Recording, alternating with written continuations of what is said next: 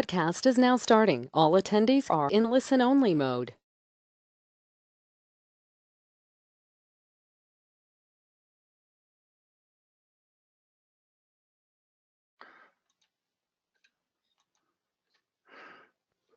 Welcome everyone to today's webinar on cybersecurity for government contractors. We'll talk today about the DFARS clause 252.204-7012. We'll also talk about the associated FAR clause a little bit. And this is a latest updates and last call sort of presentation, but there will be some basics in there for those of you that are just starting to get up to date on the cybersecurity clauses.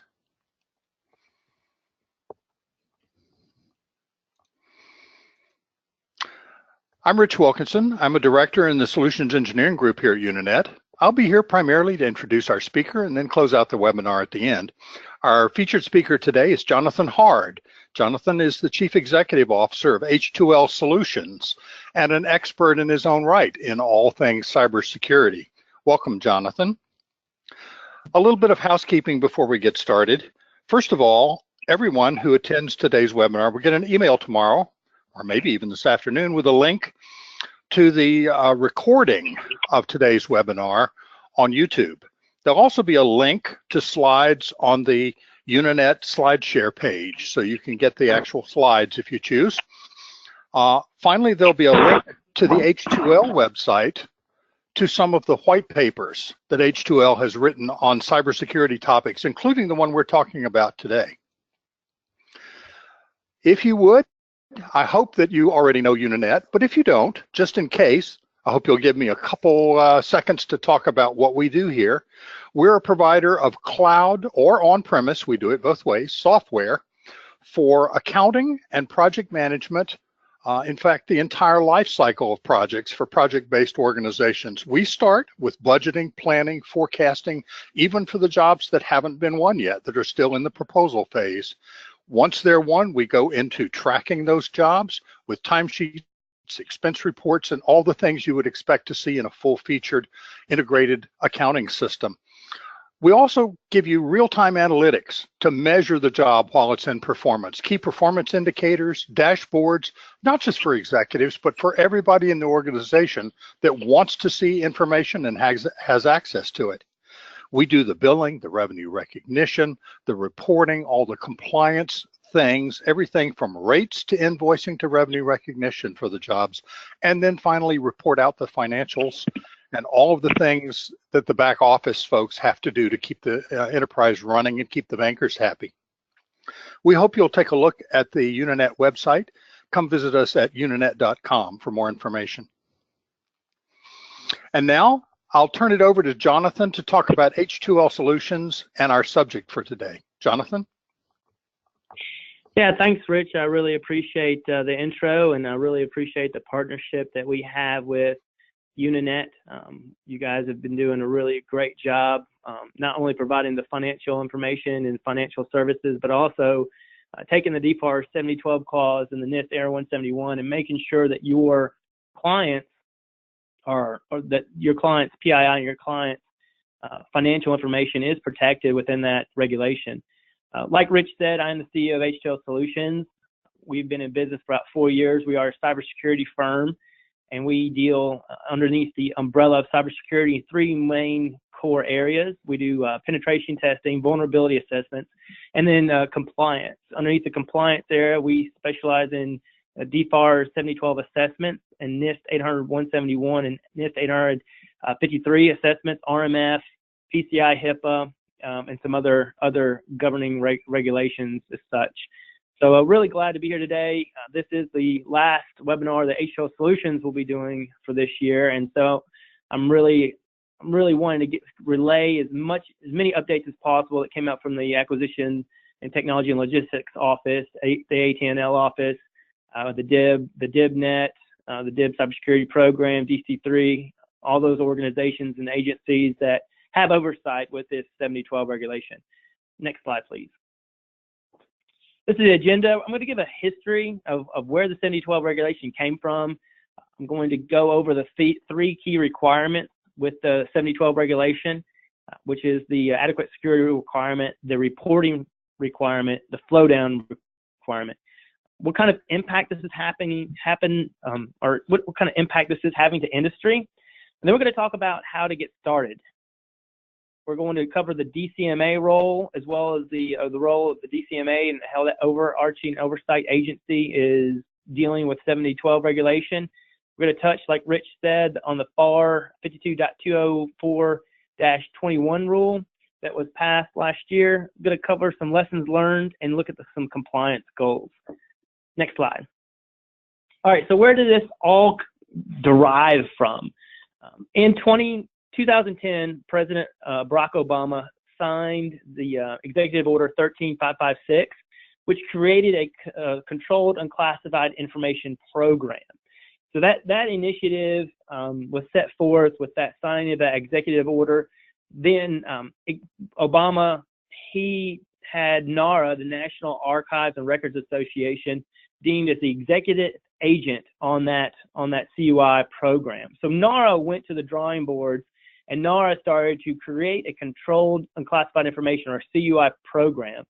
Prior to that program being kicked off, the DoD, the AT&L office of the Department of Defense, said, we need to do something for our DoD defense contractors before NARA figures out this whole CUI information, or the CUI program. And so what we saw is that the DFARS 252.204.7012 clause came into existence November 18th of 2013. In its originality, it was called Safeguarding Unclassified Technical Control Information, or UCTI for short, information, which was very specific on what types of information had to be protected from a government standpoint: technical drawings, code, anything that was technical in nature that also was deemed that had to be protected from a controlled unclassified information perspective is what was in scope of that initial ruling, that initial DFARS ruling. Also, the adequate security requirement called out 51 NIST 853 controls, because prior to that, we did not have the NIST 800-171 yet. And so whenever they being the DoD, created the DFARS 7012 rule, they pulled out 51 controls that came from the NIST 853, which is how you protect federal information systems. And so we really saw the Missile Defense Agency here in Huntsville, Alabama, was one of the first agencies that we saw that started putting the DFARS 7012 rule into its solicitations. And at that time, companies had to look at those 51 controls in order to be compliant with that. And it wasn't until June 2015 that we have the National Institute of Standards and Technology Special Publication 800-171 published by the NIST. And that is protecting controlled and classified information in non-federal information systems and organizations. So now the NIST finally published the 800-171 in June of 2015, and that was the new adequate security requirement that then, if you see August 2015, the DFARS 7012 regulation was amended, and those 51 853 controls were ripped out. I like saying ripped, were taken out, and then the entirety of the NIST 800-171 was put in its place. And if you look at the NIST 800-171, we went from 51 controls to 110 controls that we being DoD contractors had to implement within our infrastructure and our networks. And they also changed what had to be protected. It went from UCTI, unclassified technical controlled information, to safeguarding covered defense information, CDI, which we're not going to go really into much depth from that what CDI is, the different categories of it. There's 4 different categories, and one of those categories is UCTI. So it really just broadened the scope, both from what we have to protect and also broadened the scope of how we protect it, from 51 controls to 110 security controls. Next slide, please. So whenever it was passed or updated in August of 2015, there was a huge disturbance in the force, if you want to say that, within the DoD contractor base. And so they being the AT&L office and the DoD up at the Pentagon said, look, we are going to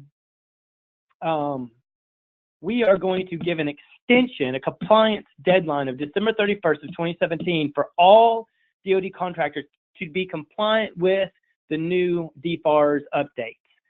because at that time in August, when they amended it in August, it became effective immediately. And the only control that they gave an extension on was the multi-factor authentication control, and they gave a 9-month implementation deadline for that control. And so the AT&L office came back and they said, okay, you're right. We're going to go ahead and we're going to amend it again, December 2015. We're going to give everybody until December 31st of 2017 to be compliant with this new regulation.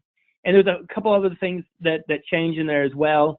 I'm not going to go into too much detail. That's just from a high level perspective. They heard industry. They gave industry some more time to fix the issues. Next slide, please. These are some more updates. So we're going to talk about the FAR 52.204.21 later in this presentation. I'm not going to take the thunder away from why that is interesting from a federal acquisition requirement standpoint and where that is going from a CUI program standpoint. I will jump down to the next one. September 2016, we had the 32 CFR 2002 final ruling. So what that does is finally, so you saw where President Obama signed in 2010 the executive order to start the CUI program. Well, we went from 2010 to 2016 whenever the CUI program was actually finalized and implemented. So you see why the DoD came back and they said, look, we're not going to wait for the federal contractors and for the FAR to be for the CUI program just to be implemented. We're going to go ahead and do something about it before that happens. And so last year we saw this become finalized. And what this does is the CUI program governs the whole CUI marking, the classification of controlled and classified information. Covered defense information is a subset of CUI. So you have an umbrella. The top portion of the umbrella is controlled and unclassified information. Underneath that, you have 23 main categories and 83 or 86 subcategories of controlled and classified information that has been identified out by NARA. And now, since that program has been implemented, that information has been sent out to all the different DoD or actually all the agencies, all the federal agencies. And all those agencies are now coming back to NARA. I think it was an 18-month cycle, either a 12 to 18-month cycle, where the agencies had a chance to look at those 23 main categories of CUI and let NARA know what category was specifically CUI to that agency. And so now NARA is collecting all the responses back, and they're going to do phase 2, which is those federal agencies will create their CUI program, and those agencies will start marking and telling their contractors how to protect that CUI information. And that's a huge undertaking. And so now all the there is a CUI marking guidebook that they have out on the CUI registry. If you want to learn more about that, you can Google CUI program plus NARA or CUI registry plus NARA, NARA, and you can do a deep dive, look at all the 23 different main categories of CUI, look and see if any of those apply to you. They will, because PII and HIPAA and financial information are all parts of the CUI program.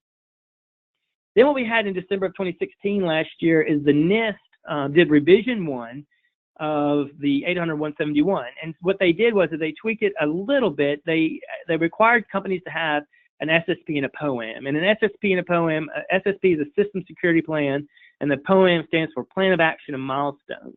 And basically, they required that companies have an SSP and a POAM, contracting companies, because the SSP is how you're going to let the government know how you're implementing those 110. The SSP is one of those security controls into your infrastructure in order to protect the government information. And the POAM identifies any kind of security control that you do not have implemented yet on your network or your system. And so then you can let the government know that you do have a plan in order to remediate and fix that finding or that deficiency on your network. Next slide, please, Rich. So these are the 3 main key requirements from the 7012 clause.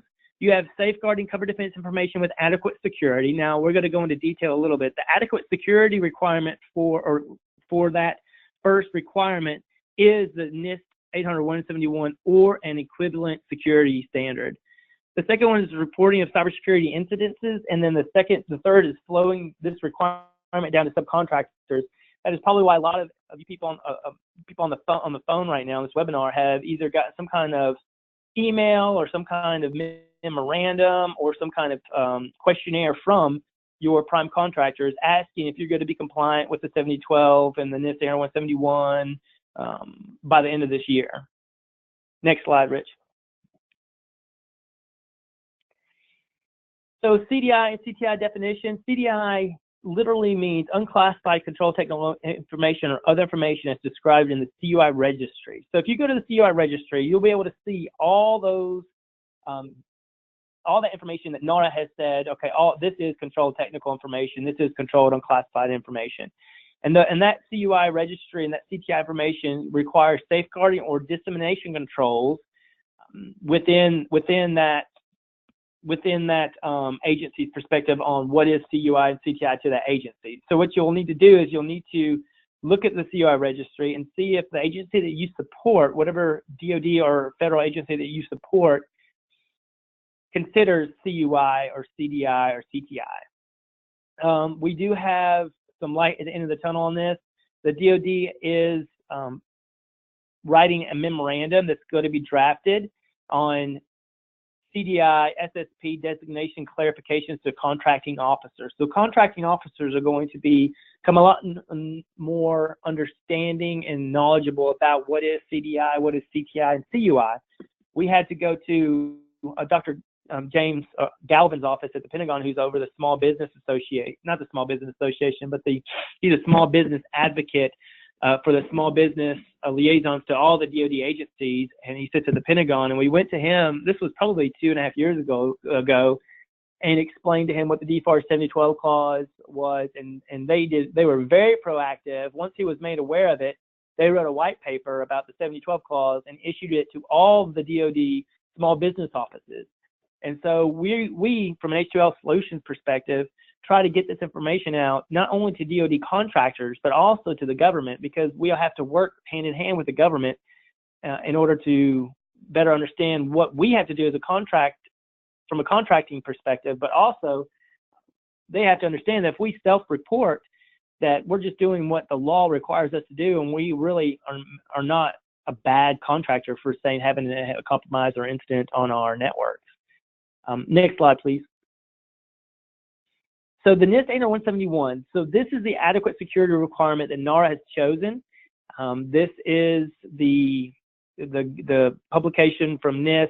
Now, if your contract has the DFARS 7012 clause in it, then you will be required and you'll have to implement the NIST AR 171 within your infrastructure. That being said, the 7012 clause says, or equivalent security standards.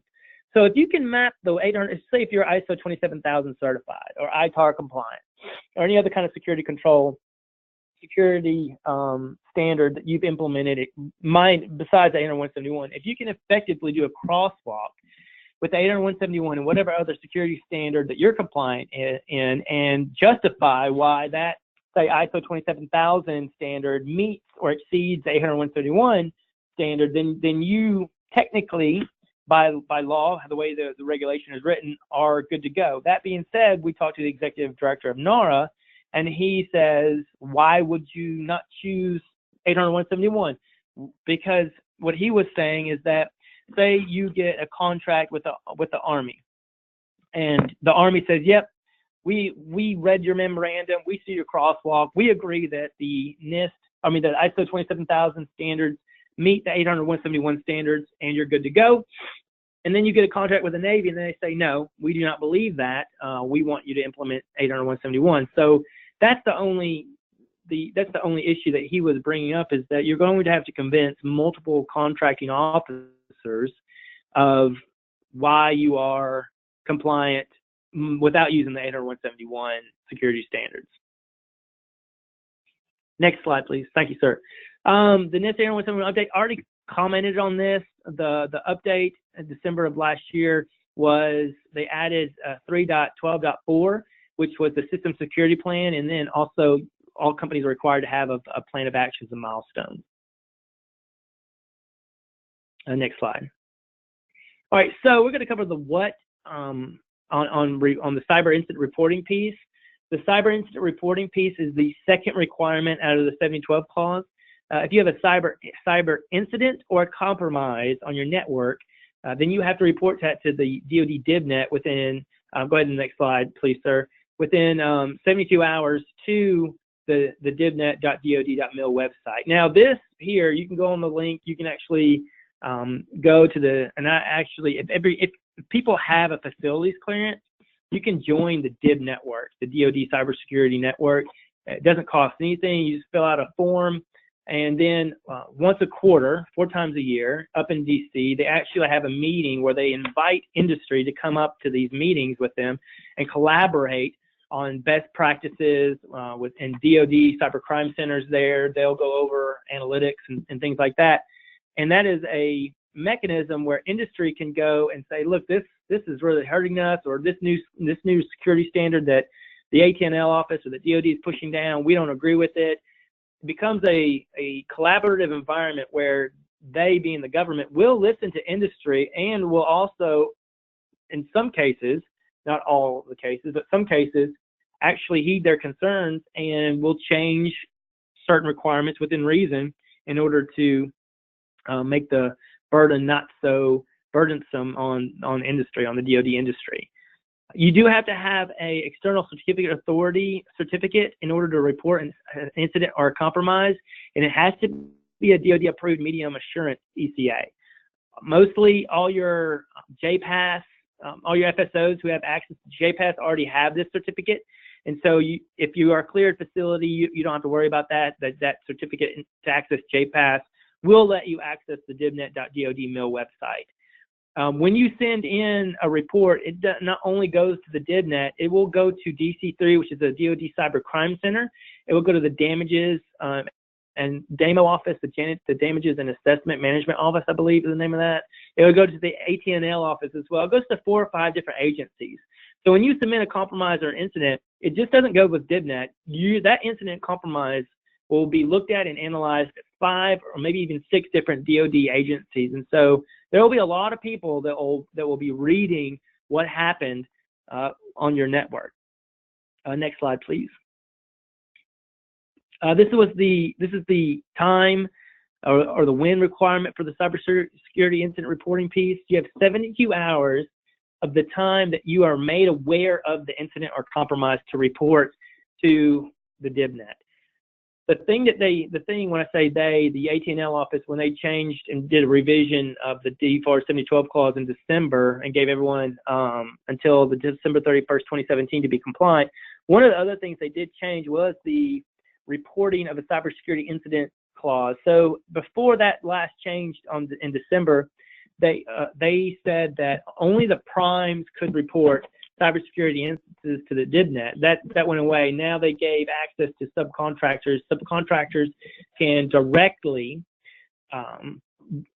report a cybersecurity incident to the DoD DivNet. So what that means is that what we're seeing now with an industry is that the primes who are winning these contracts and have this 7012 clause in their contract, they're being very, very, very diligent to make sure that their subcontractors understand what a compromise is, understand what an incident is, and they make sure that those subcontractors have a cybersecurity incident management plan or incident response plan that includes contacting the prime, in some cases, maybe before they contact the DoD DivNet, so that large prime contractor can maybe come in and help either the smaller subcontractor and analyze really if that even needs to be reported or not. And that is one of the reasons that we're seeing from a compliance standpoint, a lot of the DoD primes pushing down very, very, very hard on the subcontractor base to make sure that the 7012 clause has been implemented and that that subcontractor will be compliant by the 31st. Next slide, please. This the last requirement for the 7012 clause, the third high level one, is that this has to be flowed down to the subcontractors, and the subcontractors have to flow it down to their subcontractors, and so forth until there is no more CUI, wherever the CUI stops. So if it goes all the way to a nuts and bolts kind of company, a manufacturing company, then that's where it has got to go all the way down to that level from a flowing down standpoint. and that's why a lot of these subcontractors actually are seeing this in their contracts, and why they're getting pinged by the primes. Next slide. All right, we're going to cover impact to industry. There's 4 segments in this area. Costs. What does this cost? Assessing and implementation. Impacts to small business, and then the part that no one really likes to talk about, but possible debarment or punishment from a government contracting standpoint. Next slide. This is our first poll question. I think, yep, awesome. So if you guys want to take a minute, as a prime, have you written a flow down clause for inclusion in your contract? You can go ahead and select one of those there, yes, no, or you don't know. And this would be a memorandum or a questionnaire of subtype where you have flowed that requirement down to your subcontracting base in order to make sure that they're aware of that requirement and what they have to do in order to be compliant from a 7012 perspective.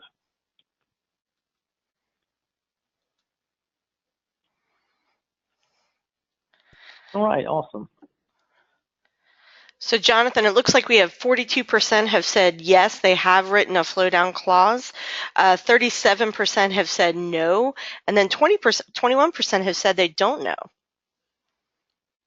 Okay, so if you have not done it yet, you will need to do that just from a compliancy standpoint. You want to make sure that you have something that you can show an assessor or an auditor or the government, whenever that actually happens, that you've done your due diligence and you have flown that 7012 clause down to your subcontracting base. And what we've seen in the industry is a lot of the primes have a 2 to 3 page memorandum that they will flow down to that subcontractor. The top 5 largest DoD contractors use ExoStar, and they'll make you fill out this horrible questionnaire on ExoStar that really does not capture accurately how the 7012 clause has been implemented, and the NIST 171 security controls have been implemented within that company's infrastructure, because it's only yes or no. So for instance, you could have multi-factor authentication on system admin and elevated users, but not have it on all of your general population base. That still lets the government know that people with higher elevated privileges have multiple layers of security, even though you would still be non-compliant with that control because you have not incorporated it within your whole infrastructure yet. It still is not capturing an accurate representation on what level of compliancy you are from each control perspective. That's why we really don't like the way ExoStar has created just a yes or no format on whether you're compliant with the NIST 171 or not. It's really like it should be partial. There should be a category for partial, and underneath that you should be able to type in why you are partial, or how close are you from going from partial to implemented. Jonathan, could I ask you a question? Sure. I know that the DFARS clause requires the subs to report a cyber breach, just like the primes have to, but is the sub required to report it to the prime, or is that something the prime would need to write into their flow down clause? Yeah, the prime would need to write that into their flow down clause. I can't remember, Rich, off the top of my head, whether it's a requirement from the new 7012 regulation, whenever they amended it in December of 2015, whether they said that you have to report that to your prime as well. But it would make sense that they would, because if they had a compromise or incident on their network, not only would the government need to know that, but the prime contractor would need to know that as well, since the prime is the one who's executing the work. I would think so as well, but there are an awful lot of things that ought to make sense, but aren't. And I've looked for that and I can't find it. So I suspect the primes are going to need to write that into their flow down if they want to know. Thanks. Right. That's good insight. And Melissa, take note that we'll do some research and we'll find out if that's anywhere from a regulation standpoint. I can't remember. I don't think it is, Rich, but we'll find out. But they definitely will have to, the primes do need to write that in their flow down policies. Okay, costs. So the cost of self-assessing versus third-party, and then totally separate hardware and software costs. The 7012, I want to be very, very clear, because there's a lot of companies out there that say you need, if a company ever tells you we can make you certifiable, we'll certify you, NIST 800-171, there is no certification process. There's no certification agency. There's no one out there doing certifications. That doesn't even exist. If some company says we'll certify you, and NIST 800-171, it's their own certification process that is only good in that company's eyes. So right now, the 7012 clause is written where you being the DoD contracting company can self-assess yourself based upon that, looking at the NIST 800-171, 110 cybersecurity controls or security controls, and then also the DFARS 7012 regulation, what the requirements called out specifically for that regulation. You can self-assess. The issue that we see when companies try to self-assess are threefold: time issues, resources issues, and OCI issues. Time issues are, if you're a smaller company or a medium-sized company, the chances of you having a dedicated IT person that could do this, or that he or she even have time to do this, is probably really, really low. And so what we're seeing is some companies will pull people off direct bill because those people have that technical capability of doing a self-assessment. But when those CEOs and when those executive people leadership pulls that direct bill person off, now they're not making money from a charging standpoint. And so it takes on time, roughly, if you do this if you have nothing to full implementation, it could take 4 to, we've seen, all the way to 8-9 months. It really depends on how technical your company is, how complex your company is, and whether your company has really well-defined policies, or really technical cybersecurity controls already in place. If you have nothing, it might take you 8 months to fully get this done. And that I kind of covered resources too. Does the companies have the resources to do it? The OCI issues. So this is an interesting one, because we'll go out and talk to different DoD agencies and that we'll get different answers. I'm not going to name any DoD agencies specifically on this, but there's one specific here locally in town that came back. There was a question and answers on a source selection. We asked the answer, or we asked the question, how do you, DoD agency, view self-assessing for this 7012 requirement? And they came back and they're like, you can self-assess. However, we prefer third party because we look at it as being an OCI issue. Like from the military standpoint, if you do your PT test and you're grading it yourself, you can write whatever number you want to on there, and no one's going to protest that. So what they're saying, what the agency was saying, is they prefer someone else to come in and do that so that there is no OCI issues, and that jumps into the third party cost. We do, the H2L Solutions does third party assessing. There's literally tens and 20, probably 40 or 50 companies in the nation that do this now. We were the second company in Huntsville to do it. We started doing these 3 years ago. We've done over 75 assessments. Some of the larger companies, Jacobs IT, Plexus, Cobham Defense, and Teledyne Brown. I mean, we go out there and we sit down and we make sure we do this correctly from a third-party perspective. That being said, that costs money. So depending on how many people you have in your company and how complex the network is and how well-defined your policies are, all depends on how much it's going to cost. And then that doesn't even cover the hardware and software. I'm just talking about an assessment. And then after the assessment, we will tell you what kind of hardware and software you need to purchase and how much that could cost. And we're a third-party perspective, so we don't plug any specific technology or hardware or software. We stay neutral on that point. But that's another cost that contractor is going to have to look at purchasing in order to be fully compliant from the technical perspective of this 171. Next slide, please. Assessing the implementation. So if you're going to self-assess, really focus on this slide right here, okay? And later in the presentation, you'll understand why this is important and how you can legally be compliant. Even if you haven't done anything up to this point, you can still be legally compliant by December 31st of this year. So pay attention right here. You have to know where you are in your 7012, your DFARS 7012 compliancy life cycle. How do you do that? You have to do a gap analysis. You take the 110 security controls out of the 171 and go through them all and see if you're doing them. The ones that you are doing, you need to provide proof that you're doing those, that you're meeting those controls, whether it's a screenshot of some kind of configuration, whether it's a policy that, because around 70% of the NIST AR 171 security controls are policy related, and the other 30 to 25% are technical related. So you had to have proof though. An assessor will come in and you say, yes, we do that. They're going to ask, let me see the proof. So you're going to have proof. The ones that you cannot provide proof on, or the security controls that you do not have implemented, you need to create a plan of action and milestones for those security controls. You can throw it into project, you can throw it in Excel, but what you have to have is that security control and a time on when you're going to have it fixed or implemented, and then also who's it assigned to, and when you are, what are you going to do in order to remediate that control. And then you need to start finding solutions for your deficiencies. You need to start finding solutions for those items that you put on your POAM. You'll have to create a system security plan.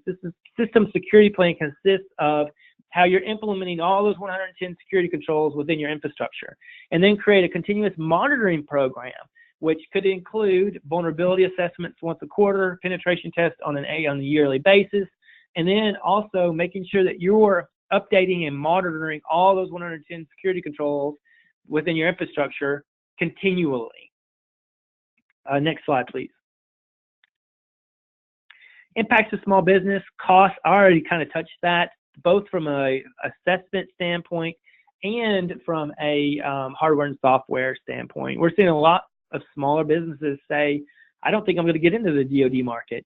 I don't know if I want to get out of commercial and make another division of my company that does DoD work because it's just going to cost me too much. Confusion, a lot of confusion. I will caveat the confusion for the last two bullets. The DPAP and ATL office is working on DFARS guidebook that will help complement the FAQs that they have out. And the two down below, the NIST is developing a 171 guidebook in addition to the 800 171 Alpha. Those are both out now. So the NIST 800 171 Alpha, which stands for assessment, how are you going to assess the NIST 800 171? Well, we have the assessment guide now. It's out there. It's in draft format. You can go. You can read that. You can comment on any kind of suggestions or changes that you might have with that. And then also the NIST 800 171 guidebook is out, and you can go and look at that. And that guidebook helps you and it's specifically focused for manufacturing companies. It helps you walk through the whole process of becoming 800 171 compliant. So those are actually really, really good publications that if you want to do this by yourself, if you want to do this from a self-assessment standpoint, go and get those publications and read them, and then start on it. Next slide, please. Failing to comply, a couple things here.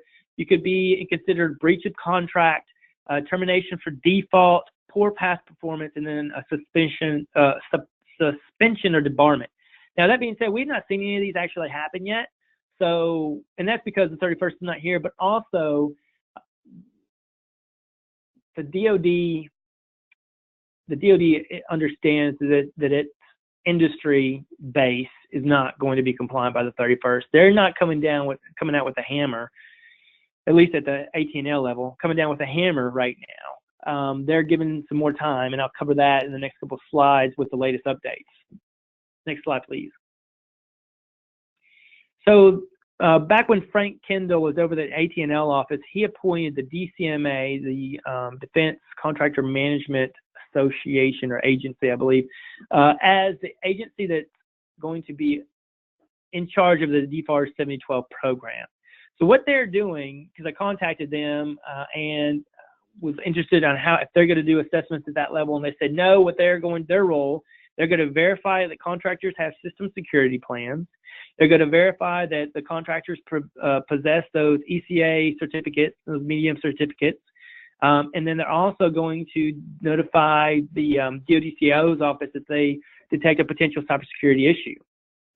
That's all they're doing. What DCMA has done is they have flowed down the assessment role to the different DoD CIO agencies. So MDA CIO, Army CIO, Navy CIO, Coast Guard CIO, all those CIO agencies are coming up with their own assessment programs in order to assess their defense industrial base. The one that we've been working with is Missile Defense Agency. They created their own CAT, which is their cyber assessment teams, to go out specifically and look at and assess their defense industrial base, starting with manufacturers and prime contractors. So that is what's happening right now, is that at the CIO level of the different agencies is where you potentially get assessed. Next slide. All right, we're at poll number 2. When you talk to government officials, do you hear different guidance depending on who you speak to?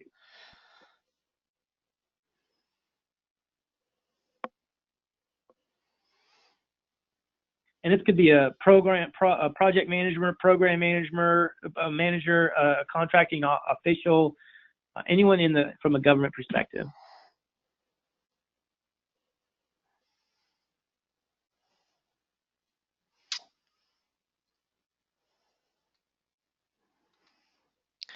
So Jonathan, it's a kind of a mixed bag. It looks like 52% said yes, 10% said no, and then 38% said don't know. Right. So I wish we should have asked them when you talk to a government official. We should have said contracting officer or PMO. Because here's the thing. Right now, what we see is that there's a disconnect on the DoD government side, and that will actually be remediated whenever the DPAP office comes out with their memorandum on DFARS 7012 and we'll flow that down to the DoD contractors. Not DoD contractors, but DoD contracting officers, and the Army Contracting Command will get it, and it will be flowed down to all the different contracting offices throughout the country, actually throughout the world, because I know ACC has offices all over the world. And that's the thing. That's just the Army side.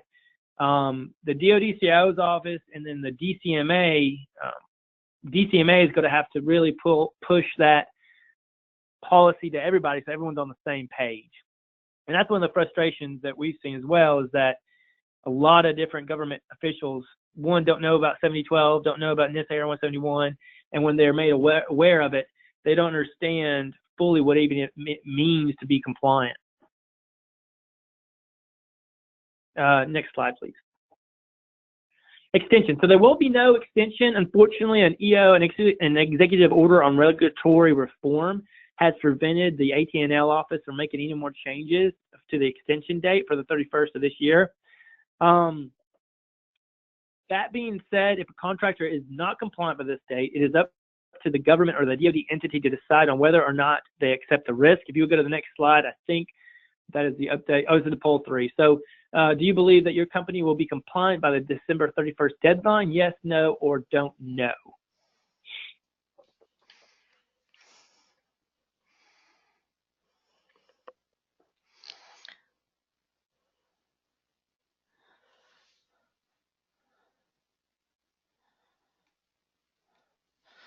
All right, so Jonathan, it looks like we have 38% believe that they will be compliant, 24% said no, and 38% said don't know.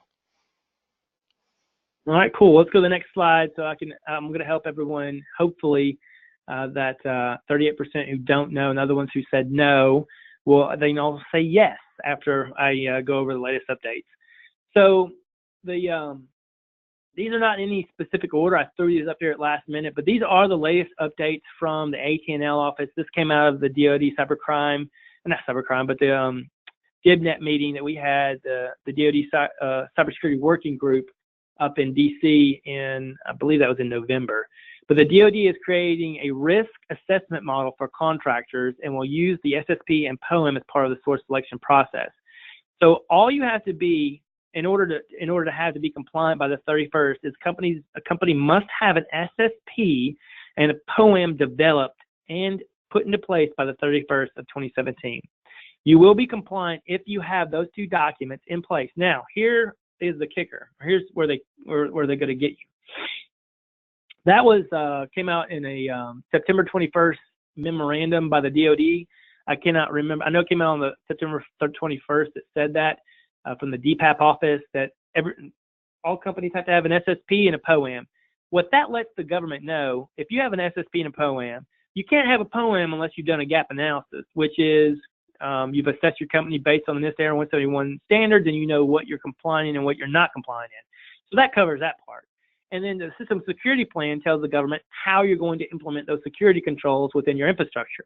So if you're a company, and this is the first time you've heard of this DFARS 7012 regulation, and you're freaking out because you don't have anything. You're 3 people. You do have CDI information, but then all you have to do is create a system security plan and a POAM. So you take the 109, not 110, because one of those security controls is an SSP. So you take the 109 security controls from the NIST 171, you throw them all into a POAM, and now you have your POAM. And then you find a template, or you call us or someone else who helps companies write system security plans. You get that template, you write that system security plan, and you go in there and you say H2L Solutions will have multi-factor authentication in 6 months, and we're going to use Microsoft Office, Azure, or whatever it is. And then what you'll do is you'll be in compliance. You'll have the system security plan and POAM. However, that first bullet, the DoD, the AT&L office, is creating a risk assessment model for contractors, and will use the SSP and POAM as part of the source selection process. They being the government, they're going to rate your system security plan and your POAM. So if company A and company B are both going after the same source, same opportunity, same proposal, and company A has 75 of the NIST 171 controls implemented, and company B has 110, company B will get a better rating because company B is poses less risk of the government's controlled covered defense information being compromised than company A. So that's how they're going to make sure that the contractors actually continue to implement those security controls, because they will get a bad score on their source selection process, and that will prevent them from getting DoD work. The last bullet on here, the FAR, the Federal Acquisition Regulation Clause 2017-016, controlled and classified information, is slated to come out in draft late December 2017. That's not the case anymore. It's probably going to come out sometime next year. But that right there, that FAR clause, 2017-016, that's the mother of all FAR clauses. So if you do federal work and you don't do any DoD work, then you're fine. You don't have to worry about the NIST 171. The NIST. Yeah, you don't have to worry about that, because that's not, the DFARS 7012 clause has not been thrown at you because you only do federal work. That's going to change when this bad boy comes out. When this FAR clause hits, the adequate security control for that, in order to protect controlled and classified information, will be the NIST 171. So all federal contractors, all 300,000 of them, if they have CUI information, they're going to have to implement the NIST 171 on their infrastructures and their IT infrastructure for their company. If you're a DoD agent, if you're a DoD contracting company, and you do federal work as well, you're sitting pretty, because you've already implemented the ones, or you're going to have to implement the 171 with your infrastructure. But that's going to be the mother of all FAR clauses next year. It's going to encompass everybody. So if you're someone who does federal work and you stay out of the DoD market, you're going to get hit anyways with that NIST 171 publication. Next slide. And this FAR 52204-21. So this was updated June 15th of 2016, and it became effective within 30 days. And the reason they said that, because it's 15 basic security controls. Those security controls came from the NIST 171. And the reason they updated this, in my opinion, was to let all the federal contractors know that something else is coming. Hey, get ready. You need to have at least these 15 basic security controls in place. And what's coming next year is you're going to get all 110 of them. So that's why I wanted to cover the FAR 52204-21. Also, some of the other prime contractors, Northrop, Lockheed, Raytheon, are also flowing that control down. Since it is a federal control, not just a DoD control, they are flowing that down as well, and asking if companies are compliant with that. If you are compliant with the NIST 171, you will be compliant with the 204-21 FAR clause, final ruling. Next slide. Lessons learned. This is a time-intensive process.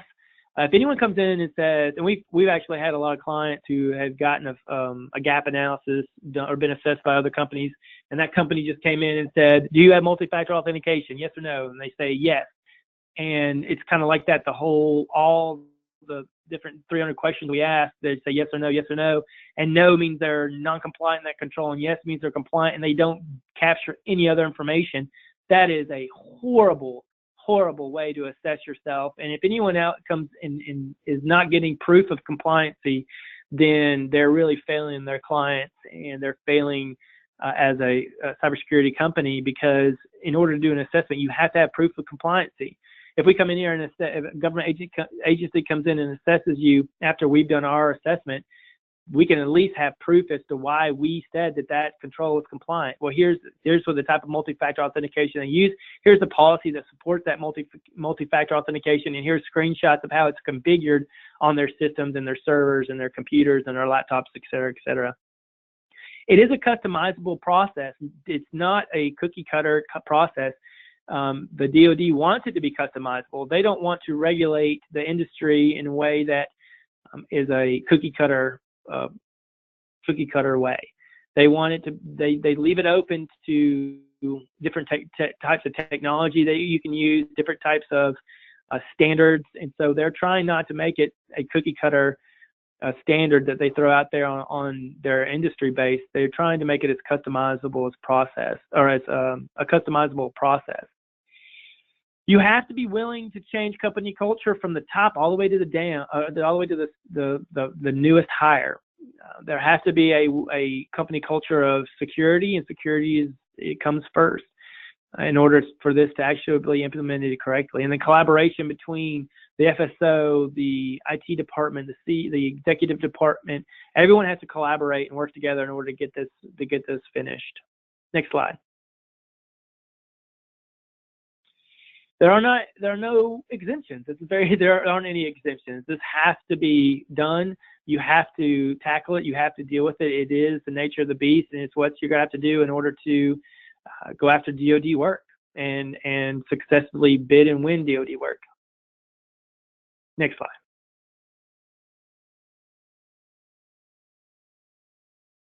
Thank you, Jonathan.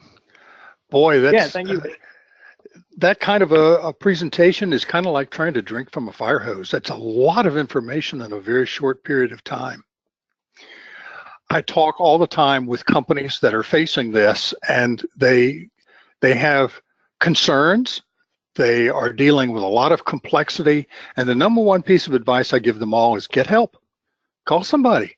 There are experts in this, and there are plenty of them around. Most of them are happy to talk to you, and just talking to them about what do I have to do probably won't cost you much, and it's certainly a good investment. We've made investments as well. I also talk to people because I work for a company that sells accounting software. I tend to talk to a lot of accountants, and when I talk to them about this, they say, "Oh, we don't deal with that stuff. We're in the accounting department." But the fact is, accounting systems can and do contain CUI and have to be protected.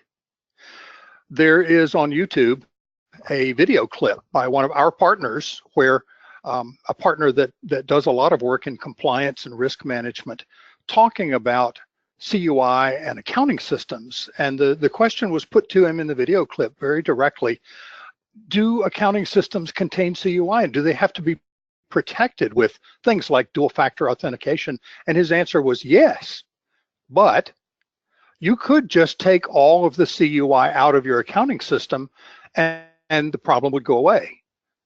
Well, unfortunately, the CUI that an accounting system contains would be things like account numbers, contract numbers, the address of paying offices, the names and email addresses of government contacts, even where the bill goes, things like that. And if you take all that out of your accounting system, what you have left doesn't serve you very well. So we, and frankly, a lot of other providers in our space, have taken steps to add multi-factor authentication among other security features to our software. We work with OneLogic with Duo, with Okta to provide multi-factor authentication through the SAML standard. We have are in the process right now of moving all of our cloud instances of Unanet into FedRAMP moderate compliant cloud providers to make sure that our cloud 800-53 compliance is up to the standards. And we will continue to monitor this and keep track of what needs to be done, what has to be done throughout the implementation of this. I get the feeling that a lot of us are sort of feeling our way along in this process and waiting for the other shoe to drop. Unfortunately, when the other shoe drops, it may not be a very comfortable position for a lot of companies. So that leads us to our last poll question. Does your current system support the NIST requirements for identity management or multi-factor authentication and data encryption? And the responses are, yeah, all of those things. Well, some of those things, none of those things, or I don't know. Rich, the poll guys are filling in here. We'll give it one more minute.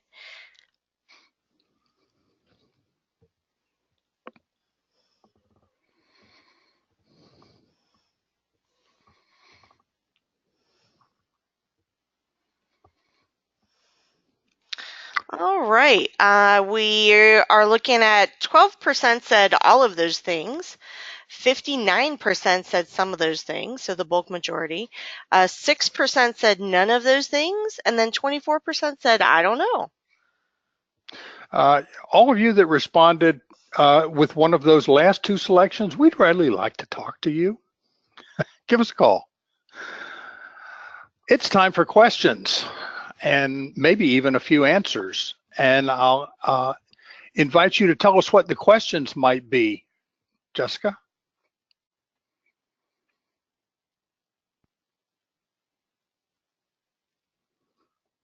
Do we have any questions from the audience so far?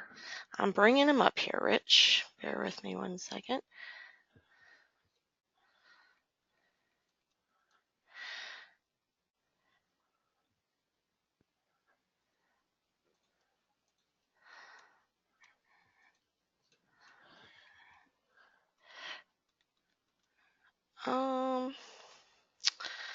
As a small business supporting DoD with all employees working on government sites and no corporate connections to DoD networks or housing any kind of government data, do we need to be compliant?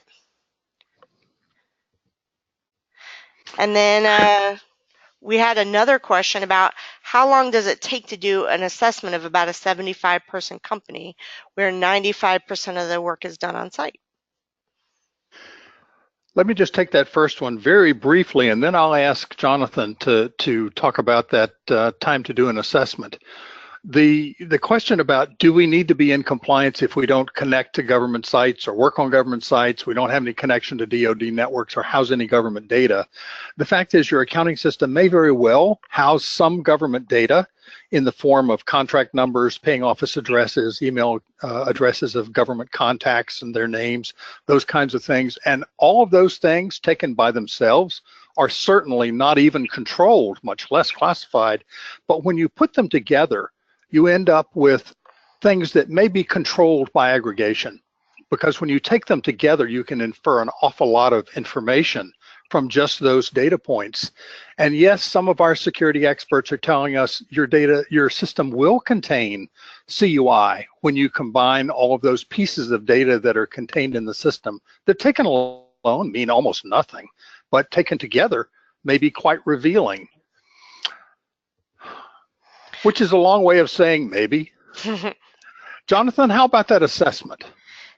Yeah, right. So we break it down into three phases. Phase one is a gap analysis and POAM, and that's really the basis level of baselining your system. That usually takes about 2 to 3 days, and then we generate a gap analysis report and generate a POAM from that assessment. Phase two is we will help the companies write their system security plan. We'll actually write that for them and the other 15 supporting policies that go along with the NIST 800-171.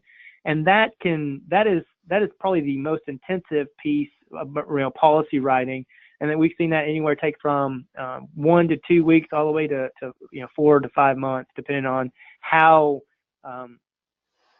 in detail the client wants to go. And then the last one is phase 3, where we do a vulnerability assessment, and that usually takes about a week and a half.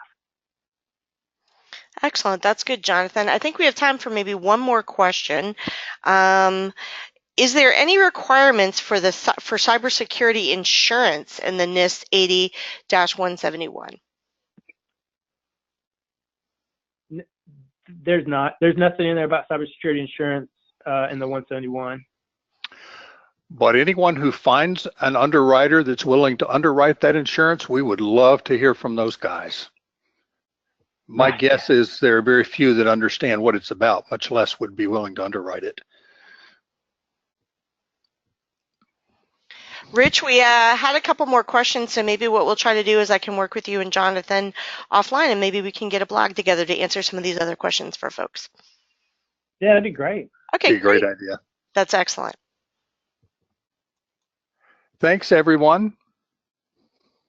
Thank you, Rich. I really appreciate you guys having me. It's been a pleasure. And thank you all for joining us.